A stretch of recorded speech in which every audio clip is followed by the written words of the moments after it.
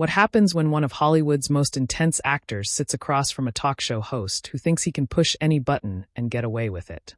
What you're about to witness is the moment Tom Hardy's legendary composure finally cracked on live television.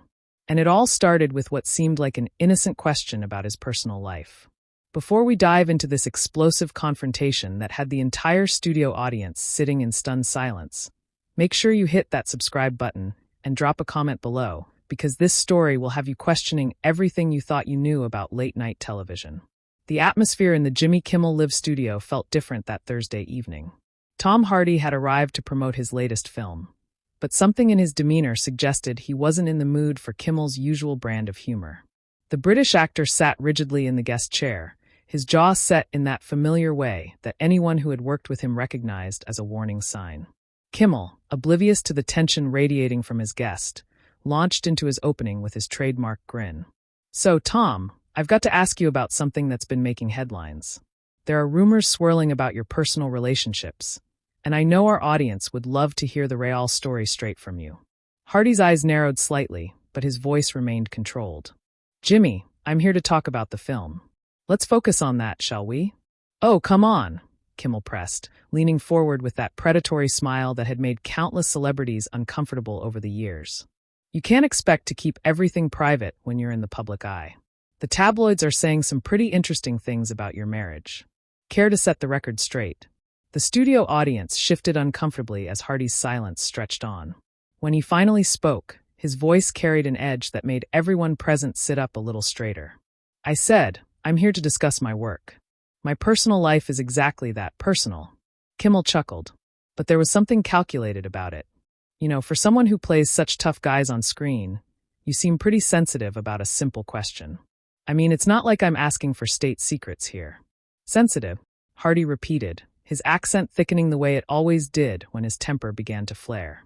"No, Jimmy, I'd call it having boundaries. Something you might want to look into."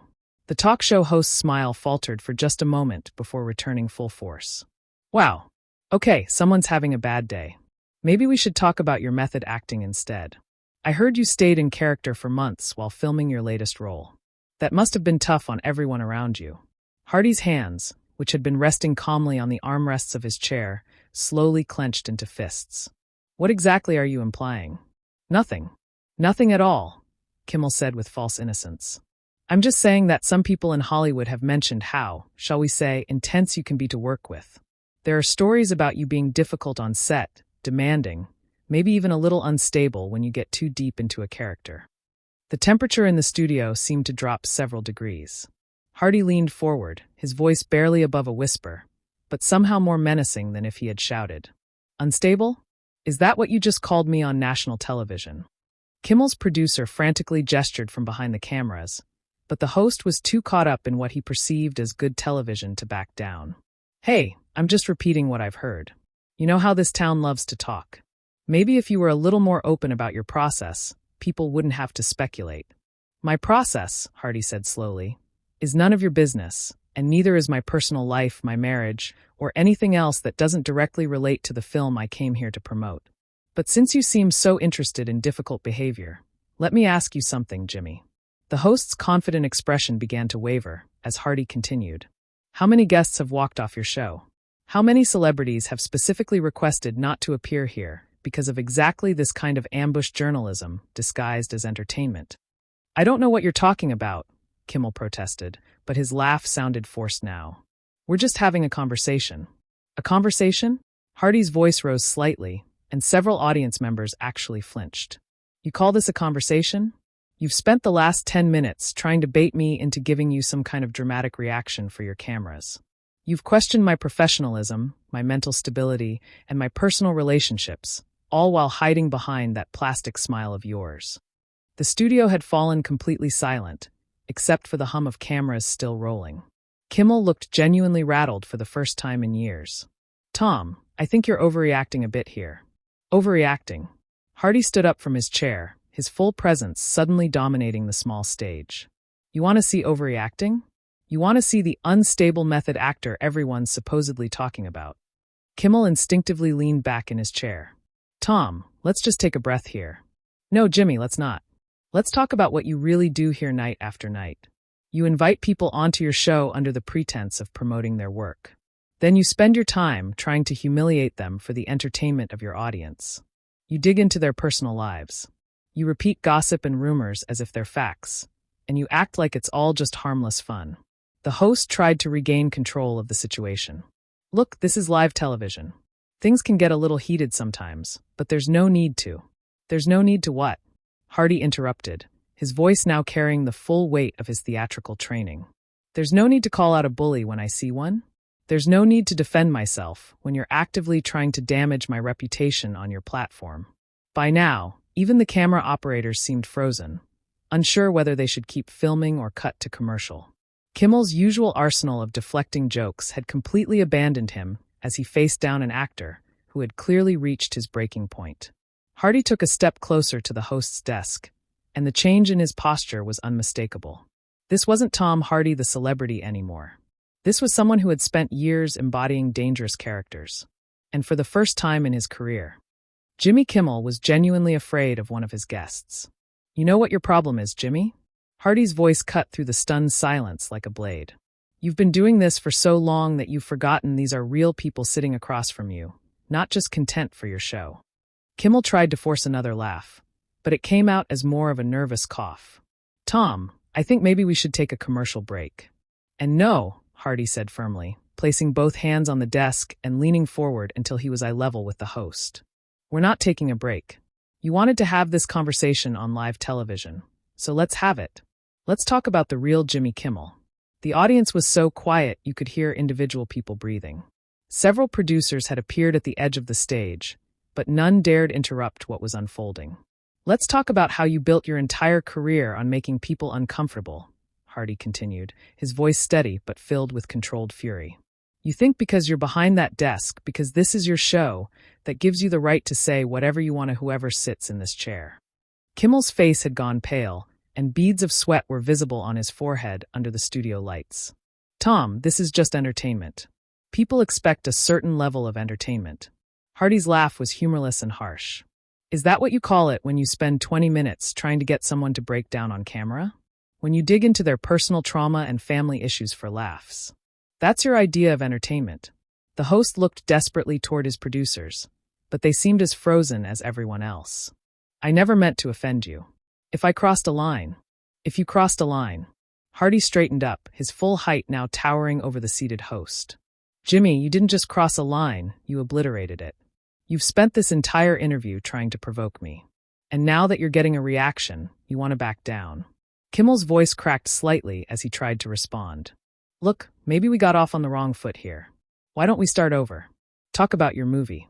Now you want to talk about my movie? Hardy's voice rose with incredulous anger. After spending 15 minutes attacking my character, my professionalism, and my personal life, now you think we can just pivot to talking about my work like nothing happened? The studio audience was beginning to murmur. Some people pulling out their phones despite the no recording policy. This wasn't just an uncomfortable interview anymore. This was television history being made, and everyone could feel it. You sit behind that desk night after night, Hardy continued, beginning to pace back and forth in front of Kimmel's desk like a caged animal. And you think that makes you untouchable. You think you can say whatever you want because you're the host. Because this is your territory. But let me tell you something about territory, Jimmy. Hardy stopped pacing and fixed Kimmel with a stare that had intimidated some of the toughest actors in Hollywood. I've played killers, soldiers, fighters, men who've had to survive in situations you couldn't imagine. And every single one of those characters taught me something about standing up to bullies. Kimmel was now visibly shaking, his usual confidence completely shattered. Tom, please, let's just what? Pretend this didn't happen? Laugh it off. Move on to the next segment, where you can humiliate someone else. Hardy's voice was getting louder now, filling every corner of the silent studio. How many actors have sat in this chair and left feeling worse about themselves because of your questions? How many have gone home and had to explain to their families why a talk show host was spreading rumors about their personal lives on national television? The host tried one more time to regain control. This is my show, Tom. I think maybe it's time for you to. Your show. Hardy's laugh was genuinely frightening now. This is your show, so that means you can treat people however you want. Is that how this works? You invite someone here as a guest, Then you attack them for your audience's amusement. Hardy suddenly slammed his hand down on Kimmel's desk, causing the host to jump back in his chair and several audience members to gasp audibly. Let me tell you what your show really is, Jimmy. It's a platform for a mediocre comedian to feel powerful by tearing down people who are actually talented. The words hit Kimmel like physical blows. His face had gone from pale to red, and his hands were trembling as he gripped the edges of his desk. You want to know about method acting, Jimmy? You want to know about staying in character? Hardy leaned down again, his face inches from Kimmel's. Right now, I'm not acting. This isn't a character. This is me, Tom Hardy, telling you exactly what I think of you and your pathetic excuse for a talk show. Kimmel's voice was barely a whisper when he finally managed to speak. Security. I think we need security. Hardy straightened up with a bitter smile. You're going to call security on your guest because he's telling you the truth? Because he's not playing along with your game anymore. The entire studio seemed to be holding its breath. Even the camera operators had stopped moving, transfixed by the confrontation unfolding in front of them. Here's what's going to happen, Jimmy, Hardy said, his voice dropping to that dangerous whisper again. I'm going to finish what I came here to say, and you're going to sit there and listen, because for once in your career you're going to face the consequences of your actions. Hardy began to unclip his microphone, his movements deliberate and controlled. And then I'm going to walk off this stage, and you can explain to your audience and your network exactly why one of Hollywood's biggest stars just called you out on live television. Kimmel made one last desperate attempt to salvage the situation. Tom, we can edit this. We can edit this. Hardy's voice exploded with fury. You think this is going away? You think you can just cut this out and pretend it never happened? Jimmy, this is live television. Millions of people just watched you get exposed for exactly what you are. The silence that followed Hardy's words was deafening. Every person in that studio knew they were witnessing something unprecedented, something that would be talked about for years to come. Kimmel sat frozen in his chair, his face a mixture of terror and humiliation, while Hardy stood over him like a judge delivering a verdict. You know what the real tragedy is here, Jimmy? Hardy continued, his voice now carrying a cold, calculated edge that was somehow more terrifying than his earlier anger.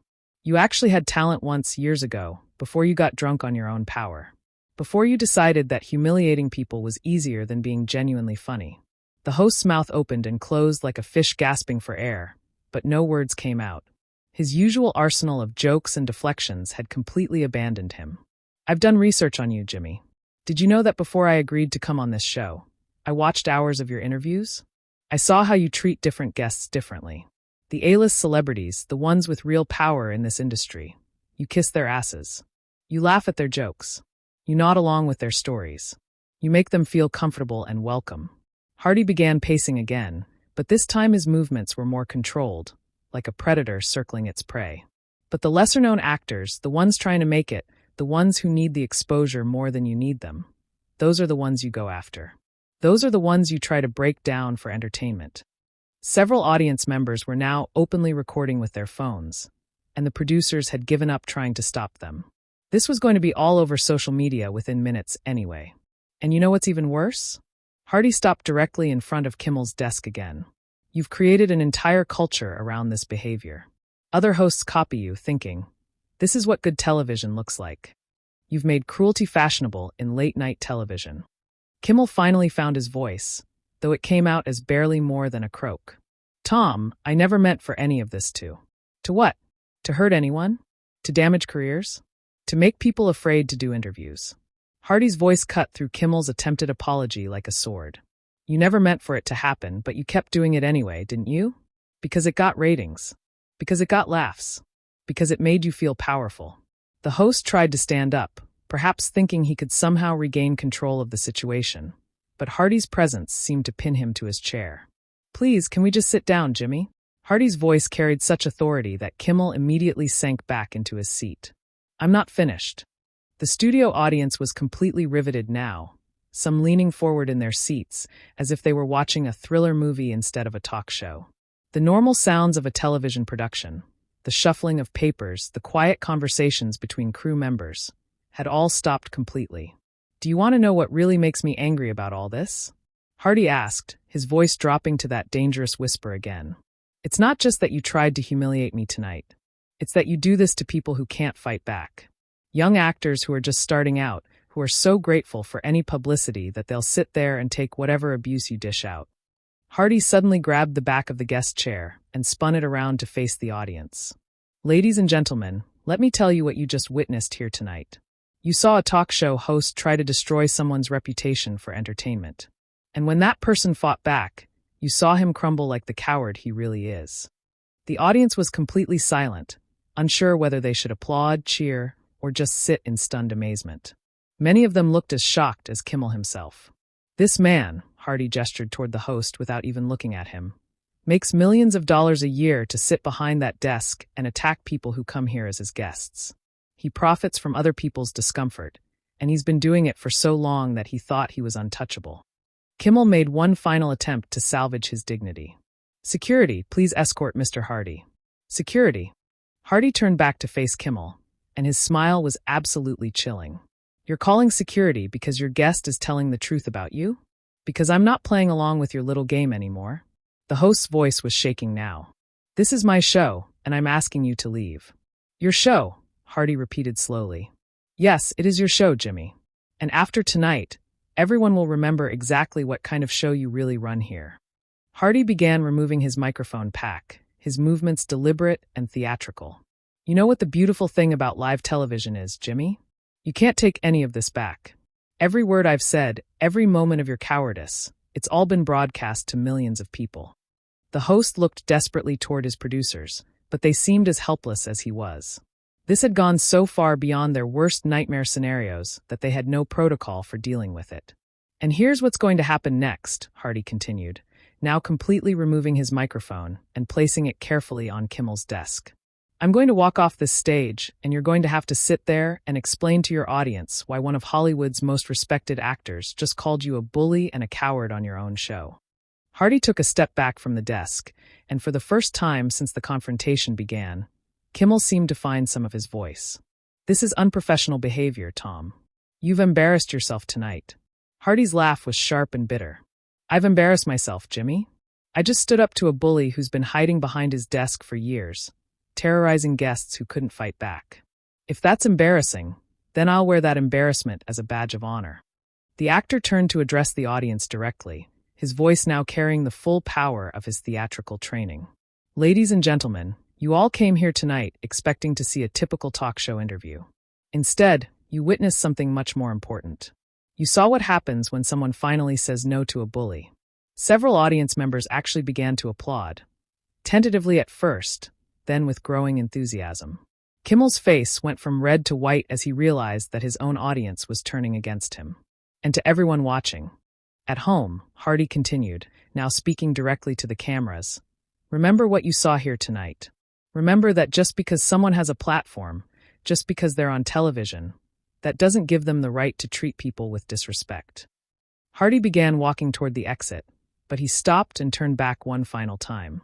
"Oh, and Jimmy, next time you want to interview someone about their personal life, their relationships, their mental health, maybe try asking yourself if you'd want someone to treat your family the same way." The host tried one last desperate attempt to have the final word. "Tom, you're making a mistake. This will follow you for the rest of your career." Hardy paused in the wings, his silhouette framed by the stage lights. "No, Jimmy. This will follow you for the rest of your career. I'll be fine. I'm an actor. I'm good at what I do, and people will remember my work. But you'll be remembered as the talk show host who got destroyed by his own guest on live television." With that, Tom Hardy walked off the stage, leaving Jimmy Kimmel sitting alone at his desk, facing an audience that was now murmuring and whispering among themselves and cameras that were still rolling on his moment of complete professional humiliation. The host sat there for several long seconds, his mouth opening and closing as he struggled to find words that could somehow salvage the situation. But there were no words. There was no joke that could deflect this moment, no commercial break that could erase what had just happened. Finally, in a voice barely above a whisper, Kimmel looked into the camera and said, "We'll be right back after this break."